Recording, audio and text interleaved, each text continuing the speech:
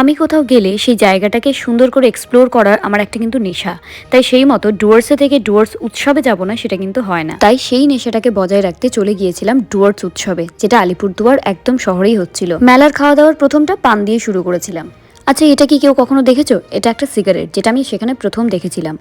আচ্ছা, তোমরা কি কেউ জানো ডুয়ার্সের গ্রামের বাড়িগুলিতে কোনো অতিথি এলে তাকে কিন্তু পান অফার করা হয়, যেটা আমাদের এখানে চা অফার করা হয়, তারা কিন্তু তাদের ট্রেডিশন মতো সবাইকে পান অফার করে, যেটা কিন্তু বেশ আমার কাছে একটু ইউনিক লাগে। আচ্ছা, ইয়াররিং কে কে পছন্দ করো বলো তো? আমার তো ভীষণ ভালো লাগে, প্রচুর ইয়াররিং এর কালেকশন আমার বাড়িতে হয়ে গেছে। মেলা প্রাঙ্গণটা যত বড় ছিল সেইখানে কিন্তু ততটাই দোকান ছিল, আর তার মধ্যে বেশিরভাগ আমার চোখ যাচ্ছিল ইয়াররিং এর দোকানে, জুটের দোকানে, আসবাবের দোকানে। ডুয়ার্স আর কাঠের আসবাব, দারুণ দারুণ সেই ডিজাইনগুলো। তারপর জয়নগরের মোয়া খেয়ে সোজা চলে গিয়েছিলাম একটা শাড়ির দোকানে, সেখানে কয়েকটা শাড়ি কিনে ফেলেছিলাম। বাঙালি হয়ে ফুড কন্ট্রোল করা কিন্তু ভীষণ কঠিন, আর এই এত বড় উৎসবে এসে আমি কিন্তু এই কঠিন চাপটা নেইনি। বাকিটা পার্ট 2 তে।